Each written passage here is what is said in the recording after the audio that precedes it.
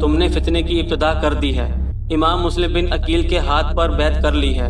جن لوگوں نے بیعت کر لی ہے، اگر انہوں نے بیعت فسخ نہ کی تو میں سب کو عذاب کے شکنجے میں جکڑ دوں گا، لیکن جو لوگ میری اور امیر المومنین یزید کی فرمان برداری کریں گے تو میں ان پر مہربانی کروں گا۔ میں ان کے ساتھ باپ اور بڑے بھائی سے زیادہ شفقت سے پیش آؤں گا، اور جو شخص میرے حکم کی مخالفت کرے گا وہ قبرستان میں اپنا گھر بسا لے، کیونکہ وہ کوئی بھی ہو میں اس کی پیٹھ پر درے اور کمر پر تلوار ماروں گا۔ ابن زیاد کی اس تقریر کو سن کر تمام لوگ سہم گئے۔ سب نے یک زبان ہو کر کہا، ہم ہرگز آپ کی اور یزید کی مخالفت نہیں کریں گے۔ ہم یقین دلاتے ہیں کہ جن لوگوں نے حضرت امام مسلم بن عقیل رضی اللہ تعالی عنہ سے بیعت کی ہے وہ بیعت فسخ کر دیں گے۔ ابن زیاد نے کہا، بس میں یہی چاہتا ہوں، اب تم جاؤ اور امن و امان سے رہو۔ لوگ وہاں سے چلے آئے اور آتے ہی انہوں نے یہ طے کر لیا کہ اب حضرت امام مسلم بن عقیل کا ساتھ دینا خطرے سے خالی نہیں۔